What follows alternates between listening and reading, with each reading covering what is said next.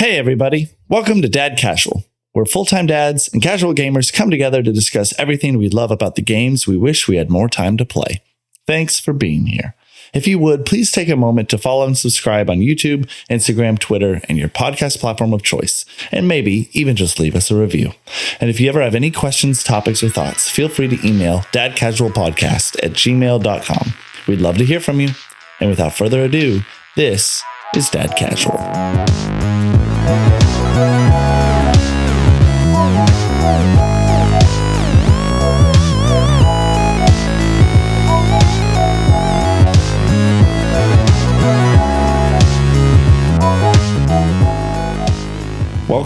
Welcome. It's episode 24. That's 24 episodes, and we are proud to be here on Dad Casual.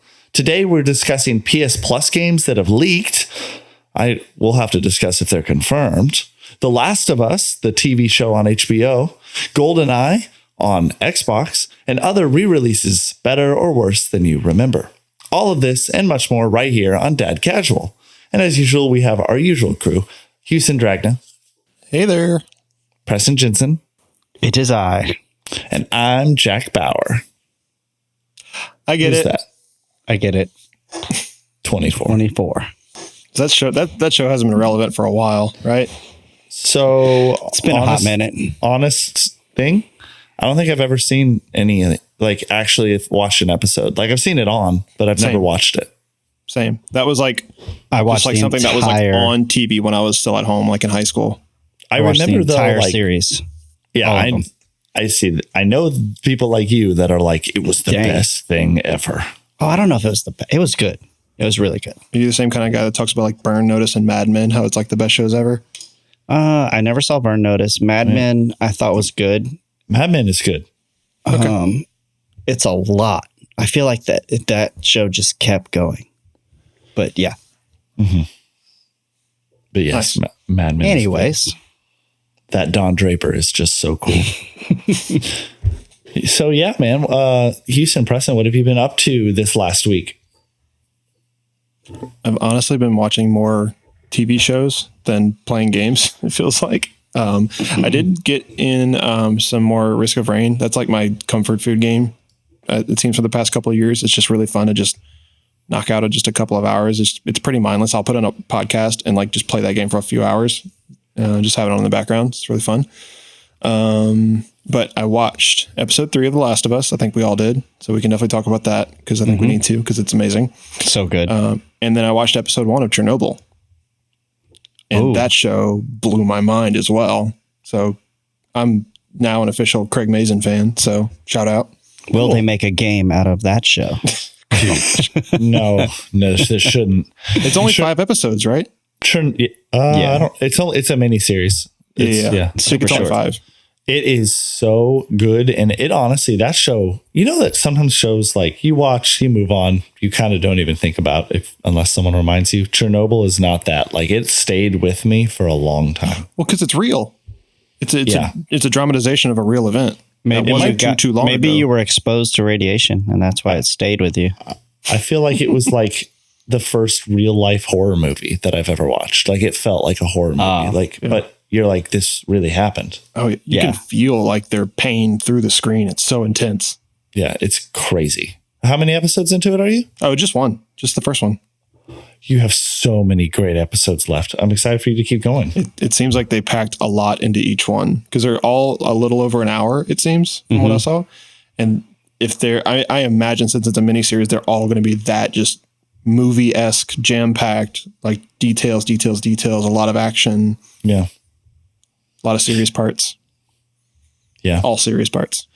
Yeah, I haven't really been watching much TV or playing too many games. I'm still playing Midnight Suns. I talked about that on the episode last week, if anyone wants to hear.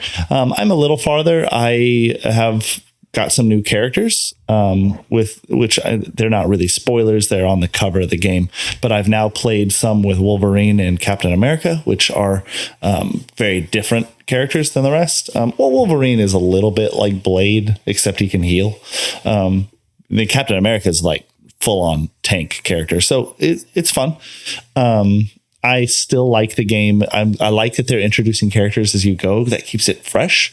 But I certainly wouldn't say it doesn't have its teeth in me like Elden Ring or say like God of War or some of the best games I played last year. So I'm enjoying it still, but I think I'm waiting for that next game that has that feeling that Elden Ring had last year, you know? Yeah, we haven't had like a true blockbuster this year yet. I mean, it's only January. So January. End of January. Mm-hmm. Yeah. Of course, Harry Potter comes out. Or I'm sorry, not Harry Potter. What's it called? Hogwarts Legacy. There you go. in a couple days. About a week, I believe. I think it's the 10th or something. Yeah. Yeah. So I am excited for that. I think it'll be pretty cool.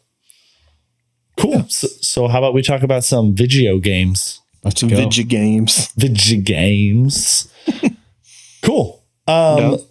So first off, we're going to talk about the recent Goldeneye news that is coming to Xbox and, oddly enough, I guess it makes sense, Switch.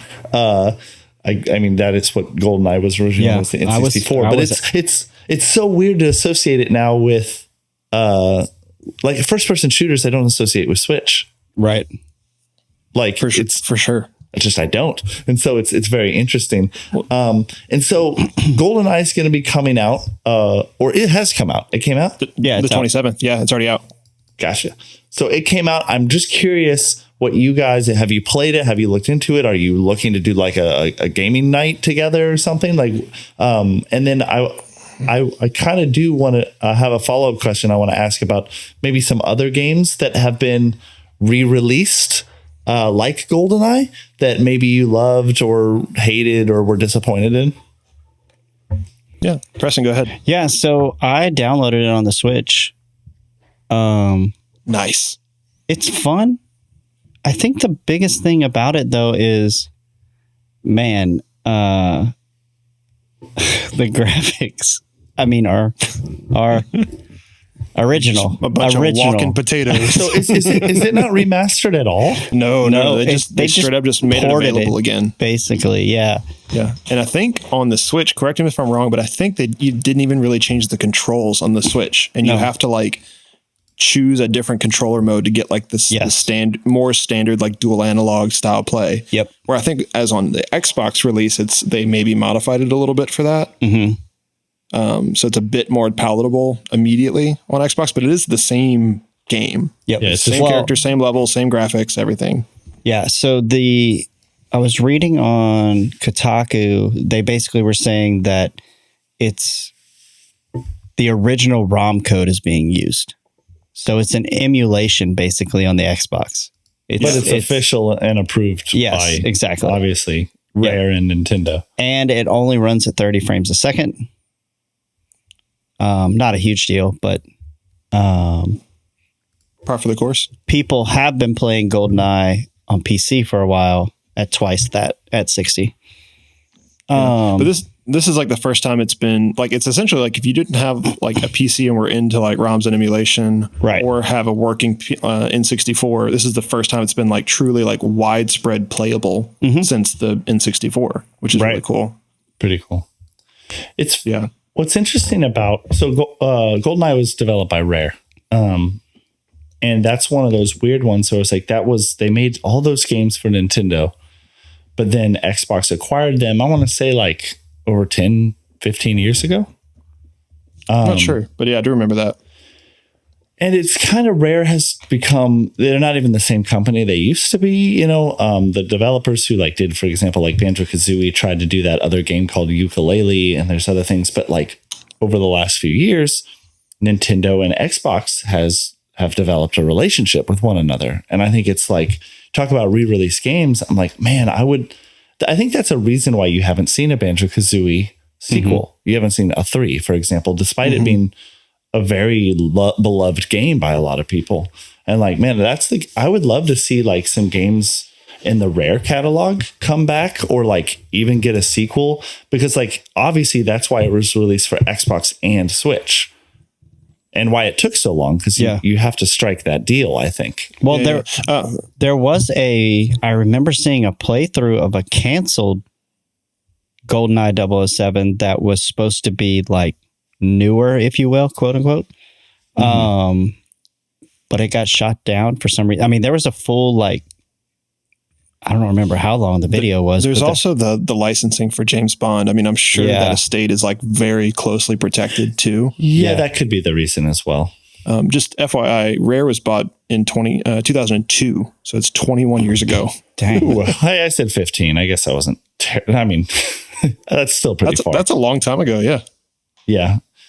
It's just, I don't know. I've always thought since that acquisition, Xbox kind of just dropped the ball. Like Rare could have done a lot more. I mean, think about like Diddy Kong Racing. Like, come on. Like that game was so fun. And I can't believe that there was never a sequel. Yeah. Yeah. And like, we're only now getting like some of those, I'm sorry, is Crash Bandicoot? No, that's Naughty Dog. I'm thinking of somebody else. And that's a Sony game. Oh no, Crash Bandicoot though. It's now Microsoft, when they buy Activision Blizzard, correct? Which we'll talk about. Yeah. But yeah, they really haven't done much. I mean, like the initiative is working on the Perfect Dark remake, which we talked about last episode. But now that is Rare and it's also happening. Yes. So what's the game? Man, that Perfect Dark. Oh, do you remember Perfect Dark on the N64? No. There's another shooter. It was a blast. Oh yeah, another shooter. It was a blast. Yeah, but I have some very fond memories of GoldenEye. It definitely wasn't my number one game on N64, but the N64 was like the first console I remember like being for me. Like I borrowed like an uncle's like Super Nintendo and NES and all that kind of stuff, and I played other systems, other people's houses, and like at my church or whatever, we had like our little youth room with like all the game systems and stuff, which is fun. But like I remember the birthday that I got my N64 and Super Mario 64 and stuff, and we played that and Super Smash Brothers Melee and Mario Kart 64 and GoldenEye and Pokemon Stadium. So yeah, I do remember a lot of really fun times with GoldenEye. I do remember also exactly how difficult it was to play that game because the controls are so clunky. That predates like your standard FPS control scheme layouts. Yeah. Even so much to where PlayStation had a mode where you can plug in two controllers, like two N64 controllers, and do the traditional dual analog control with. You had to hold two N64 controllers at once.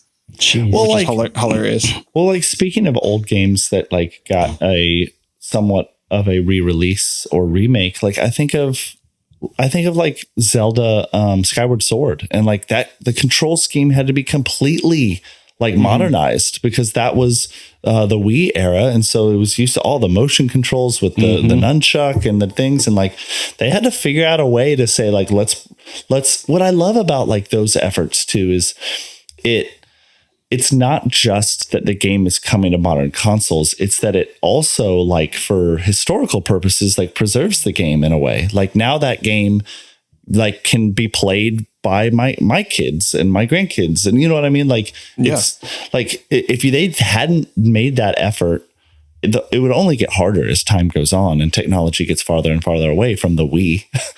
You know, so I think it's pretty cool that like that. I don't know. I do love that.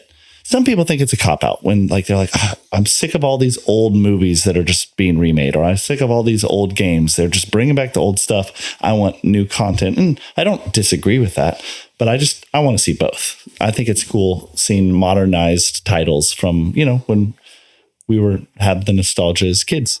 Yeah, and we have to make the distinction here. So this isn't like remake, like say like Final Fantasy VII or The Last of Us. It's just they literally made an old game available to be played by a modern audience, which I think is really cool. Like the one that comes to mind for me is the Super Mario 35th Anniversary Collection that they did. Super Mario 64, Super Mario Sunshine, which is my all-time favorite Mario game, and Super Mario Galaxy. All in one collector's edition thing, which I unfortunately haven't picked up yet, but I really want to. It was a limited release. I think did they do physical releases too? Like, can you still buy it? They did. So if you can find the physical release, but I don't, the plan was to pull it, but I don't know if they ever did. After a year, right? Which is, I think, early 2022. So about a year ago, I think is when they supposedly stopped selling it. It was like March on Mario Day, on March 5th or whatever. Very weird policy. I'm not a fan of that. Or March 10th, rather. Because you know what it reminds me of? Remember when Disney used to do like the vault? And they were like, the movie is going back. It's going back into the vault. And it was to incentivize you to buy it, obviously. But I'm like, guys, just let it be available. I just don't like that.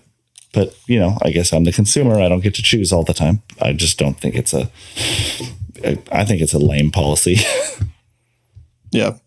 But, yeah, I mean, I think that goes along with the same theme of like, these are games that are just re-released, made available to a new audience. And it is part of that kind of like video game history and preservation and kind of making sure that those things just don't disappear with these consoles that will eventually break inevitably. Yeah. The only improvement I'm seeing that makes it a little more than a re-release, I was looking and it is just, it's now actually truly widescreen, which is cool. Oh, 007? Yeah. Not 4x3 or whatever. Gotcha. And it, obviously it's updated so that it has a good, you know, frame rate and those things. But you're right. Other than that, it doesn't seem like much. So the next story I want to bring up was this one's. Here's what I'll tell you in a minute why I'm particularly sad about it. Okay, Rumbleverse. I'm sure in our early episodes, the fans of, I don't know why it sounds weird. The fan of Dead Casual will remember we reviewed Rumbleverse early on. Well, Rumbleverse is going away after only 6 months. Now, this is just a rumor. I'm pulling this from Michael Beckwith from Metro.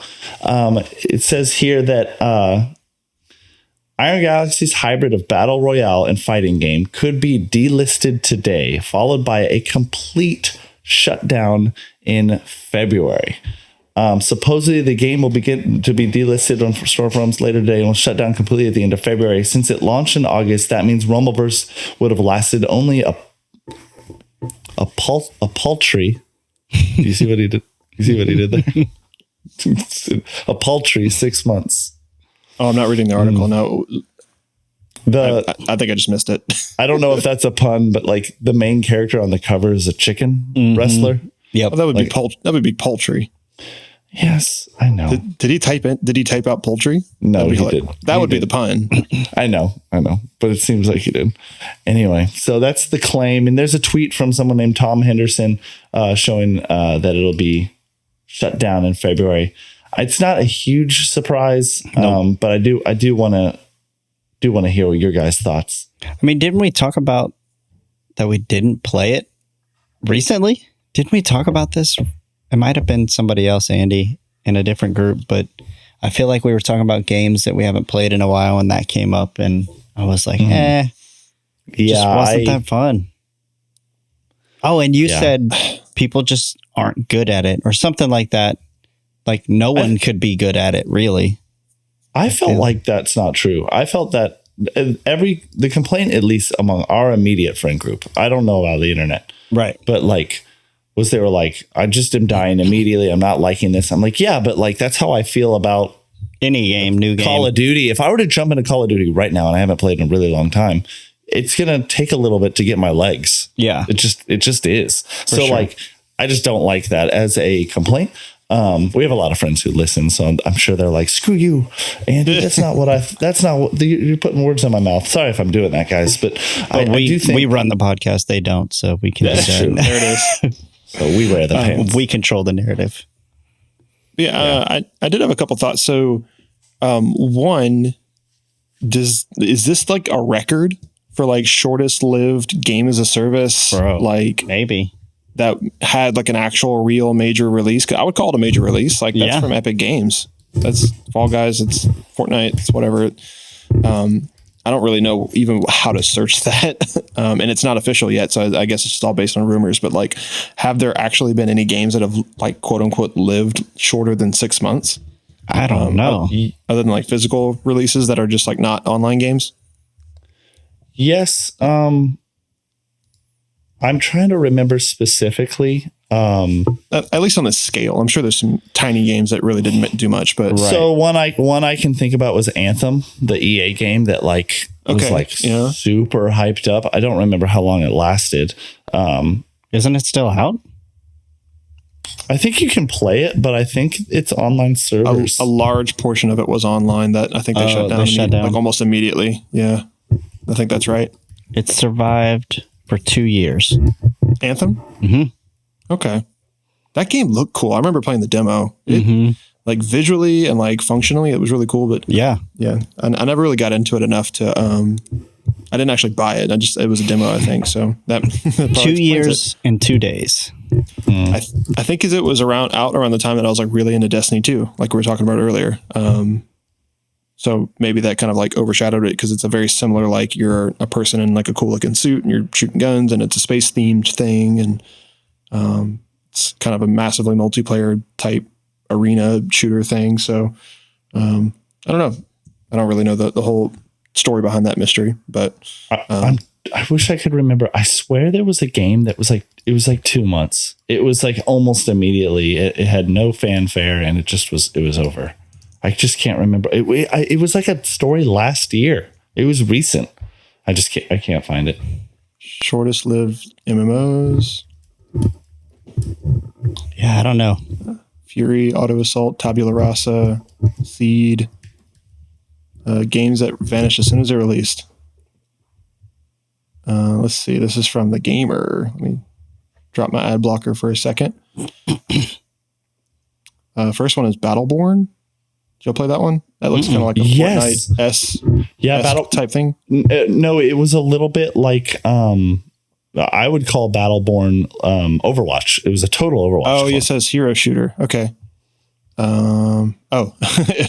It was released at the same time as Overwatch. That's why Overwatch 1. Like the same month. It was crazy.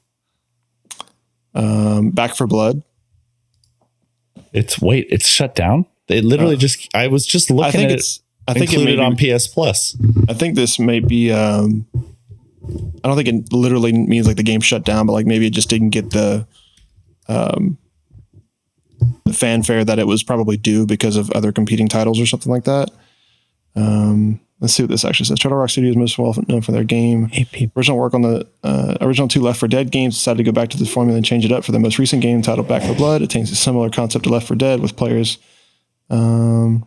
However, their attempts to expand on the ideas caused players to think it was cluttered. The title was sent into obscurity only after a few months after it was released. So I think it's just like the general, like it just like the fan base and like the actual like acceptance of the game just extremely diminished after like really soon after it released. Anthem's also on this list. The Culling 2 is one of them. Artifact. Have you heard of APB? Real Time Worlds? The shortest lived MMORPG was APB, Real Time Worlds, which launched on the 29th of June and only ran for 79 days. Dude, no. Wow. I've never even heard of it. It cost $50 million to develop and was shut down when the developer went into administration. I don't know what that means, but all right. I'm looking at the trailer right now and it looks like a PUBG meets GTA something. I don't know. It's very weird. A recent one, which is even crazier than just a game, is Stadia. Yeah. Stadia is completely gone now. We have an episode about that. It's one of our first 10 check episodes. It out. I think it's like maybe episode 9 or something. Go check it out. Link in the description. Ooh, we can do that. But yeah, that sucks. If this is actually true and Rumbleverse goes away. I mean, I thought it was pretty fun. I haven't. It looked picked it fun. Yeah. When I have like Fortnite though, I feel like that's more of like a more fun game to me just because it's more familiar. So, but it's probably not fair to the developers to have it canned so soon. It's kind of a bummer. Yeah. It's definitely a bummer. I mean, and it's ran by Epic, who like they probably have the server capabilities, but I get it. I mean, maybe they just, if it's not that popular, I do feel bad. I'm sure there are a few people that really love it and are still playing, especially because they had like battle passes and skins and all these things. Like people paid for that stuff. Yeah. And for you to be like, it's gone already after 6 months. Like, I don't know. I would be frustrated if I spent money on a game and I was still playing it. And then they were like, nah, we're done. Yeah. Because it's not like there's single player options. You have no option to play the game. Yeah. It's 40 people or nobody. Yep. Yeah. And I mean, it's funny because I was just talking about like game preservation and like games that like you want to show your kids that you loved when you were a kid. Like that game, we won't be able to show anyone. It's gone, which is crazy. You're not Rip in wrong. peace. Rip. All right. So next, I do want to talk about Naughty Dog. A little bit of Naughty Dog leaked, possible leak. So Sony possibly teased a new Uncharted game that some people are even like jumping to the conclusion that it could be Uncharted 5. All right. So before we get further, if you haven't played Uncharted 4, Incredible. we have to talk about spoilers in order to have this conversation. Yep. Don't listen. So you've been warned. Can we let's for the first like minute or so of this talk about it, the news story, like without, I'm not going to mention a character basically. But then, yeah, you may want to tune off for a second after we mention that fair? So you've been warned. Okay. So in a new PS5 ad, the PS5 ad is called Live from PS5. You can look it up. There seems to be what looks like a new scene from a game that is unfamiliar to fans of Uncharted 5, that they might be teasing an Uncharted 5 game. It's just unclear who the protagonist will be. So that's all I'm going to say. And spoiler time. We're going to go ahead and talk about spoilers. Yeah, let's do it. 2, 1. Spoilers. It's crazy when Nathan Drake just turns into a marshmallow And hooks up with Laura Croft, and they make a And then baby. Kratos jumps in. There you go. roasting himself. Kratos is the new protagonist. No, but so at the end of Uncharted 4, Preston and have you all both played this game? Yes. Yes. Okay, cool. It's one of my It is favorites. the only Uncharted I've played. I played all the Uncharted. It's the best one for sure, in my opinion. Yes. But at the end, you see Nathan and his wife. What's her name? Not Ellie, is it? No, I'm thinking that's the last name. Miss What's her name? Drake. Mrs. Drake. Anyway, they're kind of old and retired on this island somewhere. Elena? Elena, that's it. Not Ellie, Elena. Their daughter is one of the characters now. So they've gotten married, they had a kid, and they're just kind of Cassie is the name of the daughter. yeah. And so they're just doing this island life thing, and then Cassie runs into one of their rooms and finds all his trinkets from his adventures and starts asking them about it, and then they kind of cheekily talk to her about it. It's like, oh yeah, we have a bunch of stories to tell you, and then it kind of cuts to black after that. And so the gimme is that she's going to be the next protagonist, that they're setting it up for kind of her to take over the story. But in a recent, and the article that I linked in this document for you guys, Neil Druckmann went on record 5 days ago saying that Naughty Dog has quote unquote put their final brushstroke on the Uncharted series. But then we see this trailer with this person that looks like a Tomb Raider style person with like an Indiana Jones pedestal and a dusty cave with an artifact on top of it. And she's literally blowing the dust off of the artifact. And for all intents and purposes, your mind immediately goes to, okay, that's Nathan Drake's daughter. Yeah, they're doing that shit on purpose. But then after this is 5 days after Neil Druckmann says, we're done with Uncharted. But the rumor is that there will be more Uncharted, but not done primarily by Naughty Dog. That Naughty Dog will be supervising another studio that will be working on it. That's what I've heard. Interesting.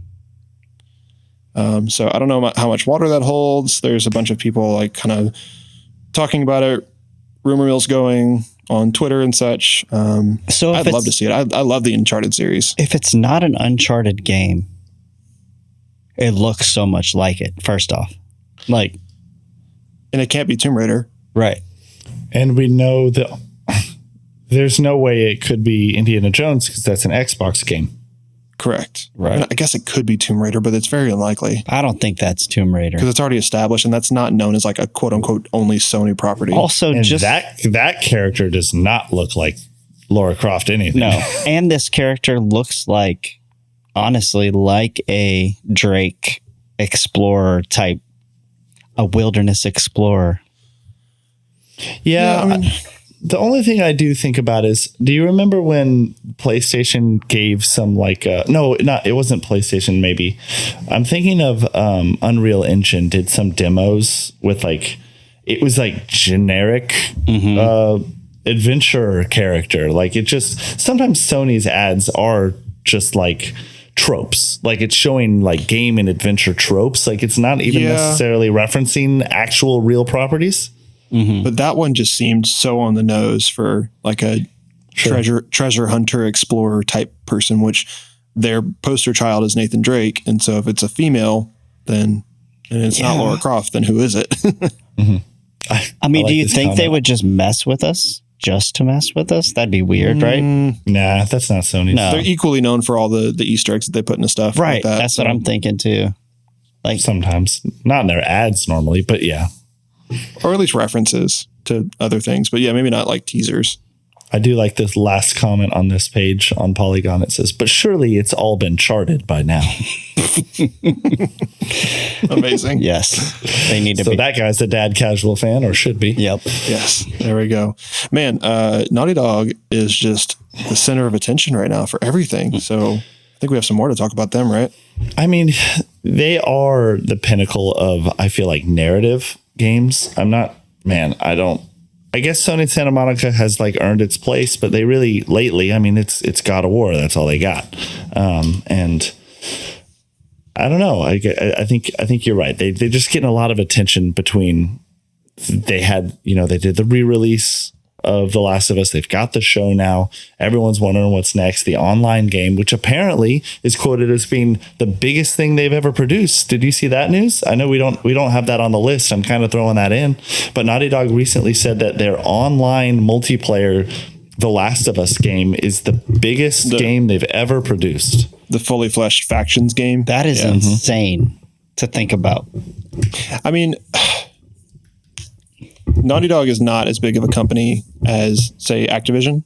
And so, like, when you think about, like, the army of people that goes into making a Call of Duty, I mean, I guess it makes sense that game technically is, the file size of the game is like 140 gigs or something like that for the most recent one. And so it is like, there's virtually more content and data that goes into making that game. They just have to put more details in it. They have to flesh out a lot more ideas, because it's not an on rails, like, contained story game. So yeah, them stepping into a territory where they have to make this huge multiplayer online full service, like, can house like 1 million people playing at once type of service game. Yeah, I mean, I think that makes sense. Big deal. I need to quote him accurately. He didn't say biggest. He said, The Last of Us multiplayer game is Naughty Dog's most ambitious project ever, Druckmann says.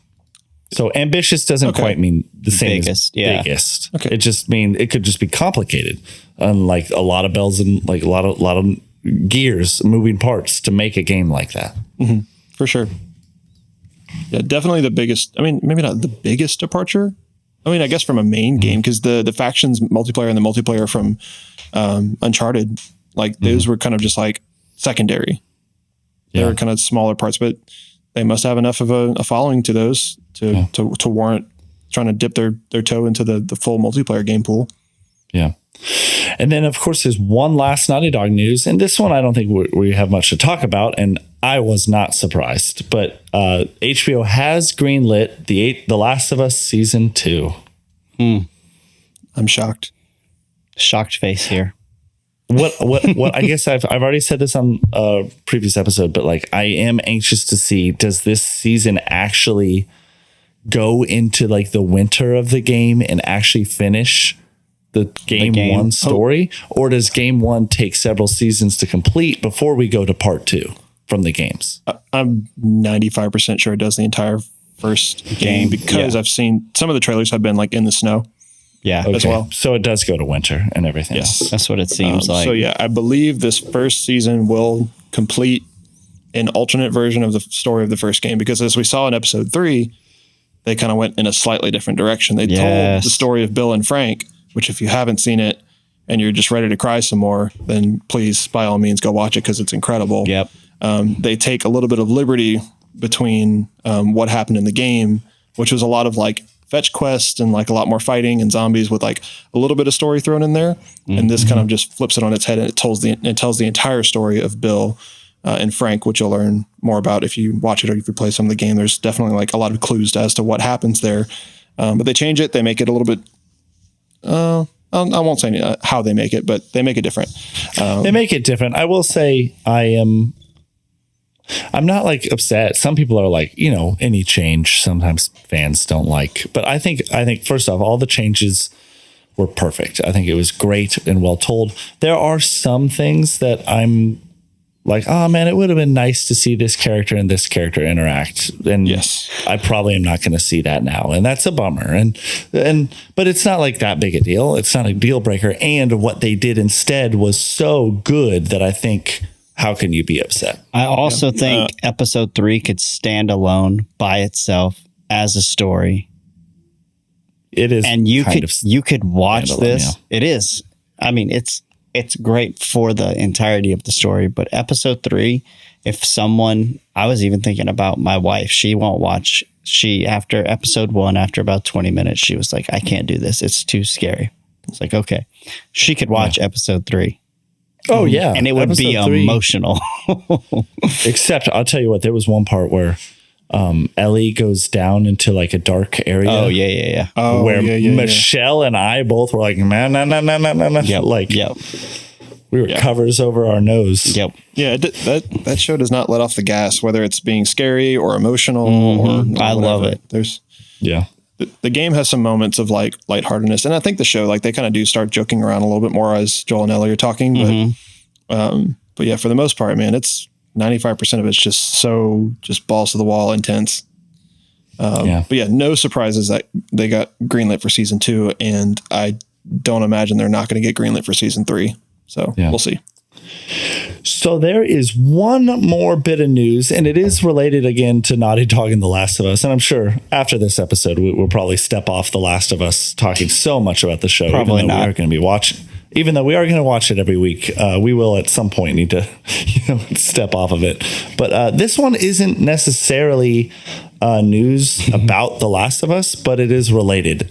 This one, and stay with me here, it's a bit of reading here, but Activision Blizzard exec Lulu Cheng Meservey takes to Twitter claiming that The Last of Us HBO success is enough to claim that Sony can stand on its own if Microsoft succeeds in the acquisition of Activision Blizzard. It wouldn't be a claim of monopoly and doesn't need the protection of the FTC to retain rights to properties like Call of Duty. I could go through all the things that it's not too long to read what she basically says on her Twitter post. You guys think I should leave it at that, or should I just go ahead? I mean, basically she was praising the episode like hardcore. Yeah, we can just give them the Cliff Notes versions. But yeah, so it's this new executive that just got hired to Activision Blizzard that I think is over like communications. And my take is that she's just trying to be overzealous right now to like kind of prove herself to her bosses, to say like, I'm doing this for the benefit of the show because I'm an executive now, and I want to say all these things to kind of help bolster our stance in saying that. So what is she saying? That it wouldn't. Activision Blizzard needs to be bought by Microsoft because Sony has all these super powerful properties now, and that we need to be able to compete with them. And us taking away all the Activision Blizzard properties like Call of Duty gives us more of a stance, and it's not us being a monopoly. It's us just fighting for competition. Yeah. That's not the vibe I got. So really, I mean, no, I think there's a subtle difference. I think that's close. I think there's a subtle difference between saying that Microsoft is saying we need to buy Activision Blizzard in order to compete, because at the end of the day, the FTC is trying to say, like what you said, if Activision and Blizzard is bought, you will be too powerful. You will be too dominant. It will be a monopoly. All she is saying is she's saying clearly we won't be a monopoly. Like, no, we don't need it, but that's not why the FTC shouldn't get involved based on like that standard. The FTC only gets involved if it's an overreach of power, right? So if it's going to be too much of a monopoly, and she's like, obviously no, like you don't need to stop this deal because Sony is clearly doing fine on its own. We are not a threat, and just because we own Call of Duty is not going to make us enough of a threat to shut Sony down. Yeah, I mean, I feel like we're almost saying the exact same thing. That's what I said. It's a subtle difference. She just came off as being a bit overzealous. Yeah. Apparently she tweets a lot too. That's the story. It is interesting. Like, what do you guys think about the angle of like Xbox on one hand is like, we're the best. We're the best one. We're better than Sony. But then she's like, FTC, clearly Sony has been beating us for forever. Yeah. And I'm like, Well, also, what? Like, also saying that Sony has this is from her Twitter. Sony has an unrivaled war chest of IP, not just in gaming, but TV, movies, and music, which can be developed into games or can market existing games. I'm like, can be is a weird thing, right? Like, you could say any show they own could be made into a game, right? Like, All I'm going to say is, why didn't you make Halo better? Right. The TV series. Yeah. You had your chance right there. Yeah. Halo is Garbage. such a huge IP. It's bigger than The Last of Us, for sure. Yeah. like just this quote right here, I think is crazy. Sony's talent and IP across gaming, TV, movies, and music are formidable and truly impressive. It's no wonder they also continue to dominate as the market leader for consoles. In gaming, Sony is the first of us, and they will be just fine without the FTC's protection. It's just such a hot take from her end. Yeah. And I'm like, you work for Microsoft. Like you're kind of going too far, lady. Yeah. Yeah, I mean, she's taking a more extremist approach to what Phil Spencer has said in the past about that. So, I think the deal's still going to go through. When did they propose that? Like almost a year ago now, right? Yeah, but that's such a massive deal. Like, Yeah. Oh yeah, I know. There's tons of approvals and paperwork, and they have to get the FTC's approval and all this kind of stuff. It's not a simple thing to move an entire company worth almost $70 billion. yeah. For sure. But yeah, I think it's still going to go through. I don't think they're really going to. There's a lot of just kind of fluff around it. I mean, I would actually argue. I do think she makes a good point. Like, I would agree. It's not like I don't think it's a monopoly. Because they're two major, and there are more than that. The PC world between Microsoft, like, I guess it's still Microsoft. Yeah. Microsoft is, correct me if I'm wrong, but Microsoft is like a much, much, much larger company than Sony, right? Oh, yes. Like 10, 20 fold, something like that. Giant. Yes. Dramatically bigger. $1 trillion company as opposed to like $1 billion company. Mm-hmm. Which I know that doesn't sound like a lot, but that's a very big difference. Yeah, I think I heard it's like Sony's like 20 or 30 billion. And then, Microsoft is over $1 trillion now. Yeah. Mm-hmm. Yeah, I don't think Microsoft has anything to be worried about. Cool. Speaking of Xbox and PlayStation, we have got some fun news with PS Plus and Xbox Game with Gold. We thought we'd go ahead and hit you guys with what's coming up. Now, this is the PS Plus games for February are leaked here. This is just a leak, so I don't want to make any promises here. This is coming from GameSpot. It says that the games for PS Plus. Now, these are not the subscription platform. This is the regular basic version of PS Plus. The games you can claim every month if you're a member are Destiny 2 Beyond Light, Ollie Ollie World, Evil Dead, the game. All of those are PS5 and PS4 games. And then just for PS4, Mafia Definitive Edition. I'm sure it'll play on a PS5, but it's not a any kind of up-res. It's not enhanced for PS5. It's not enhanced for PS5. But all of those are available on PS4 and PS5. Ollie Ollie World looks like a blast.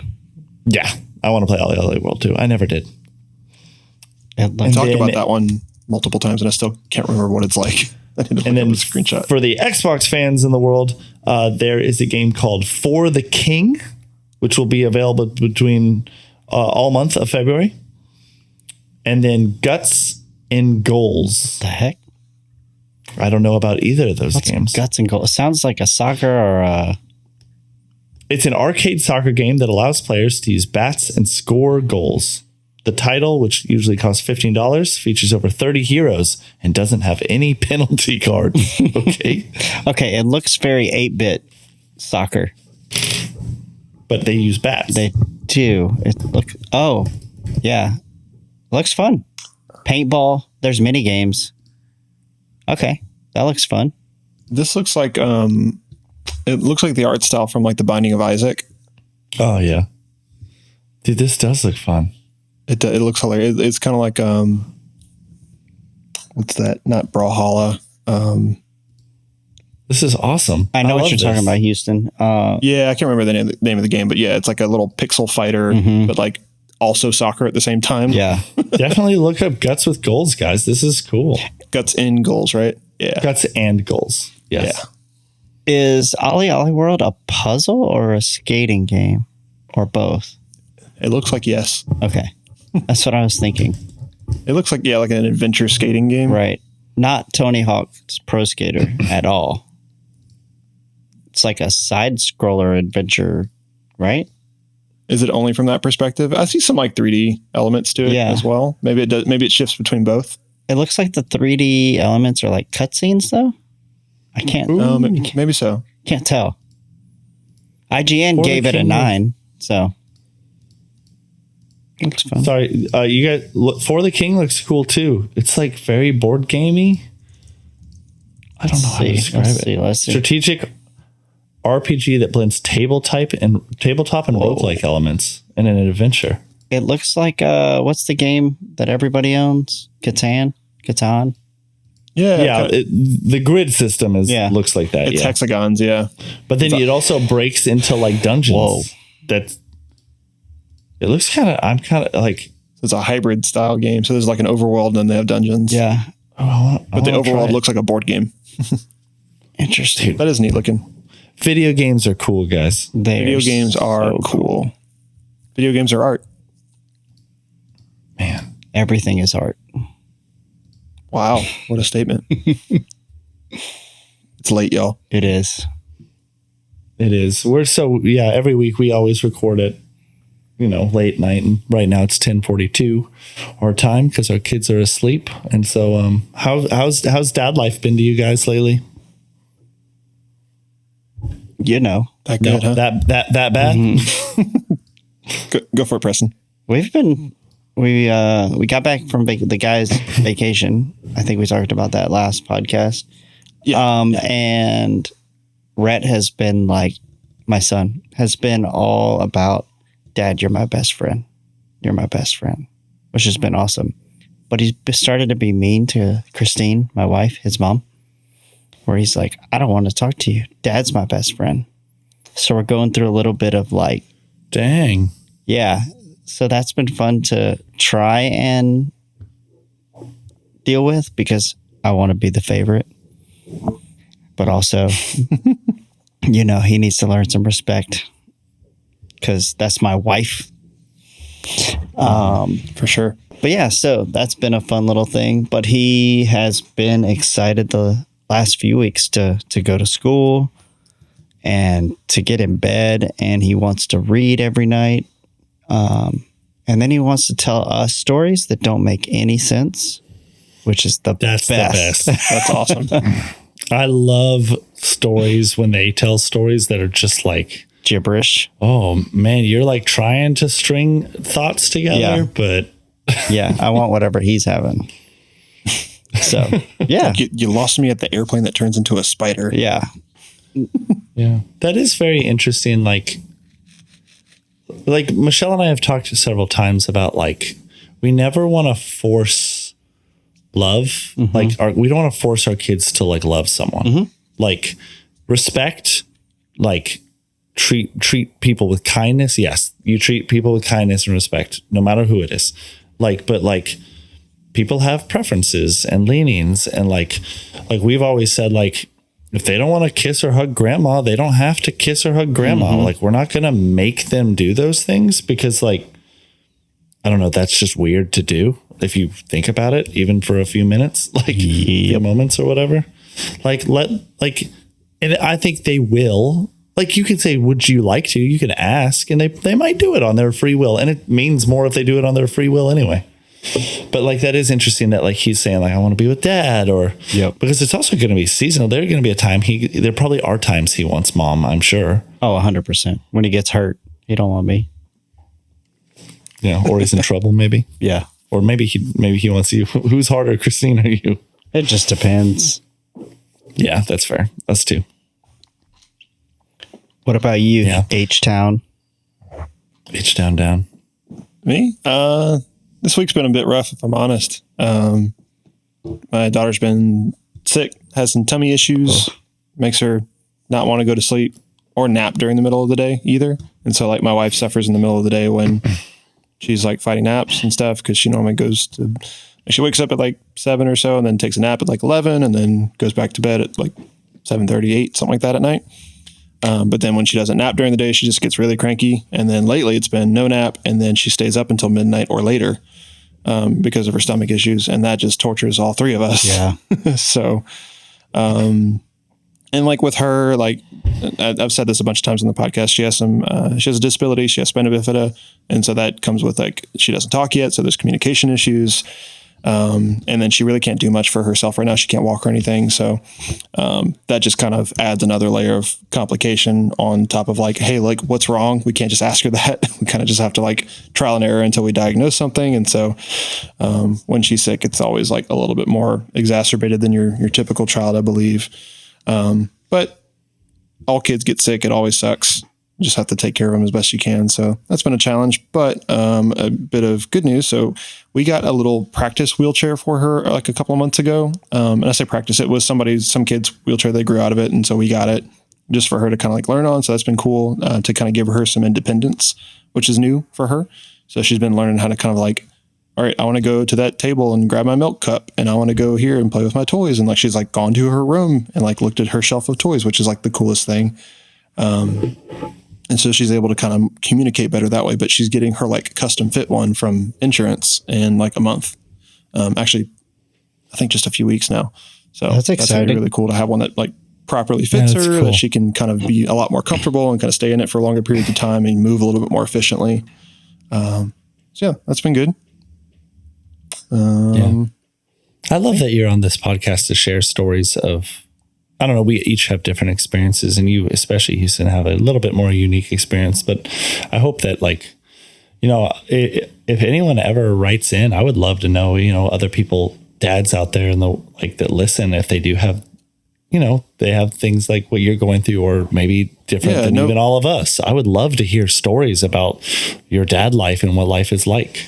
Yeah, no two parenting experiences are the same. There's a lot of similarities, but some are closer than others and some are more extreme in my case. And so I'm definitely open to talking about my daughter's condition and my life as a dad in that walk. And this is our first kid. So that's definitely a challenge for us too. So if there's anybody out there that feels self-conscious about that, I mean, feel free to reach out to us and we can talk privately, or if you want to ask a question that we can answer on the show, I'd love to talk about that.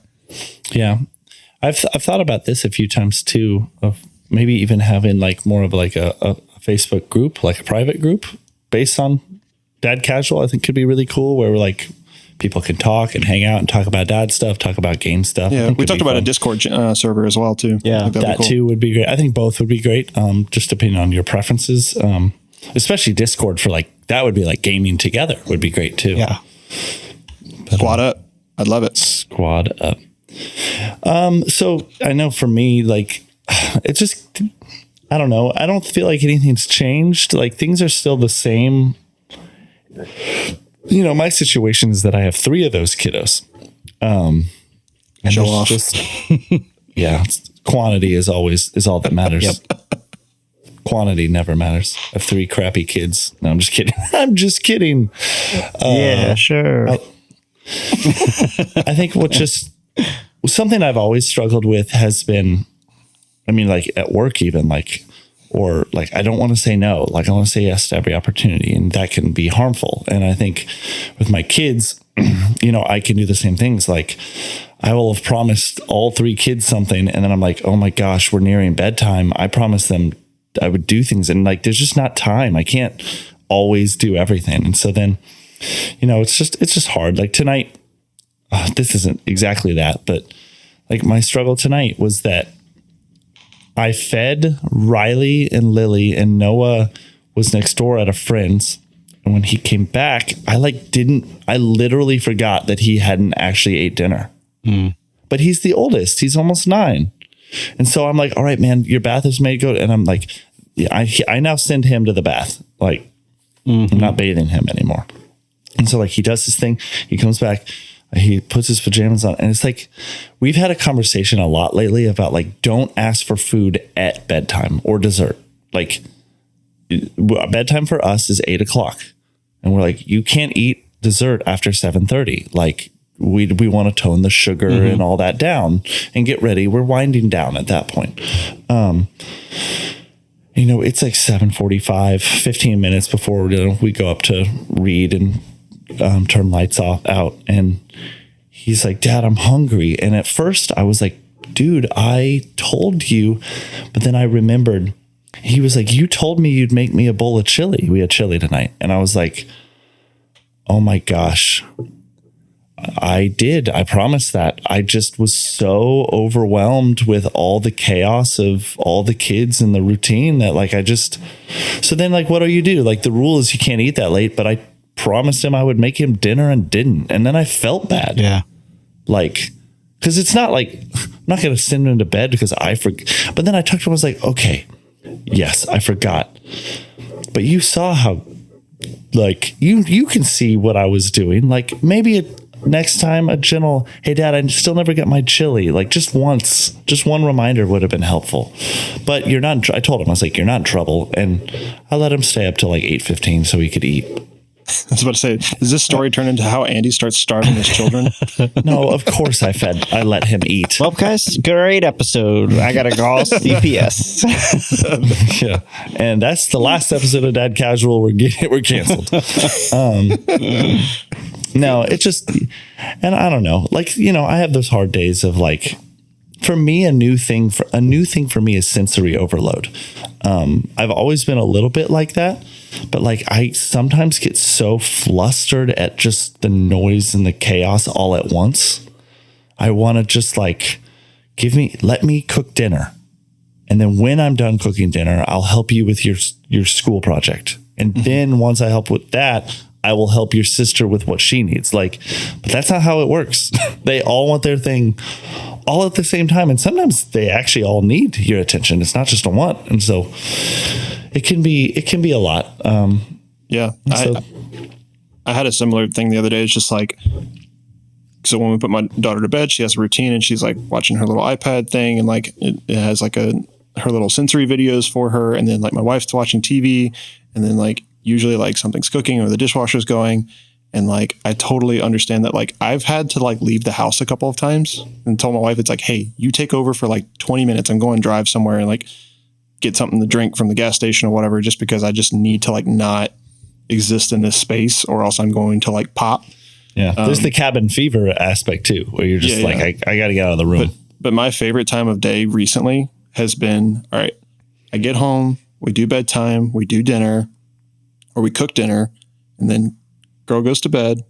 I clean the living room. So like I have like nothing in front of me that looks like clutter. I turn the TV on, I get a blanket, I sit on the couch, I sit down with my food, and then like my brain just like everything just sloughs off.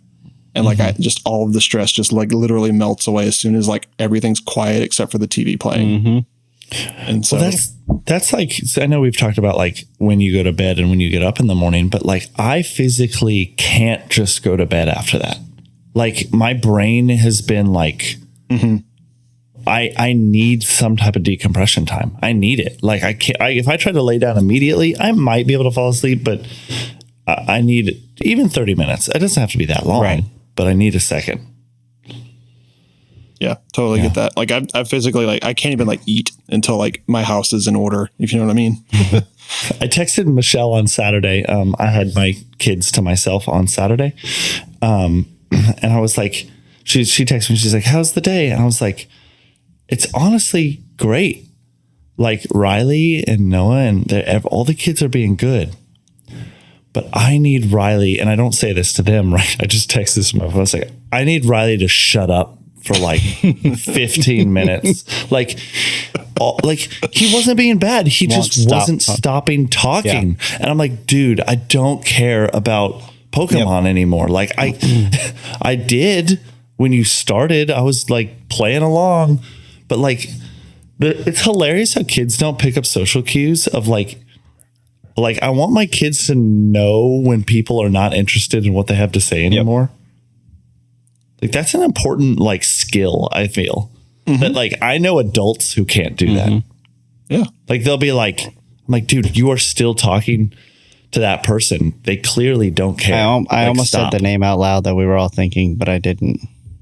Houston, got it. I wonder if we are thinking of the same person. I'll put it in the chat. I can think of a few. But oops. Oops. There you go. Yeah, that's one. Now we're mean. Now That's why I didn't say the name. That's why I didn't say the name. Yep. But and it's not like that I don't like people. I just like be very socially aware of like find if especially you can see it on people's faces, you know. Yep. Dad sneeze. Bless you. Epic dad sneeze. I sneezed away from it. I wonder if anyone heard that. I caught a little bit of it. We can edit that out though. I might do one more. We'll see. I'll mute it for the next one. No, we need to capture that. That's a soundbite now. When we start Twitch streaming, we can have a little sample. Now we're going to sample it. The sample pad. Yeah. The dad sneeze. Yes. That would be a hilarious, like, achoo, achoo, achoo. We have a whole like sample pad of like dad grumbles and sneezes and like. Or like phrases, like bad phrases. Quiet down there. Who touched the thermostat? There you go. Where's the remote? Oh man. Yeah. What's the who left the door open? We're not trying to air condition the neighborhood. There you go. There it is. That's one of the best ones. The quintessential dadisms. Oh yeah, there's so many. Well, guys, I think this was a fun little short episode of a little news, but I'm glad that we had some time. You know, this is just the January blues a little bit too. You know, this is a time where there's not a lot of ton coming in. But yeah, please guys, if you have any topics for us or any news stories we missed or anything that we could talk about, please write us in. Let us know. We like hearing from you guys. We had a bunch of people write in, you know, in the first couple of weeks. It's been a little while. So even if you're listening, my task for you, I'm giving you right into dadcasualpodcast@gmail.com or hit us up on Twitter or Instagram. We'd love to hear from you guys, and we hope you guys have a great week. We'll hit you up in a week, and without further ado, that's Dad Casual. Peace. Later. Bye-bye.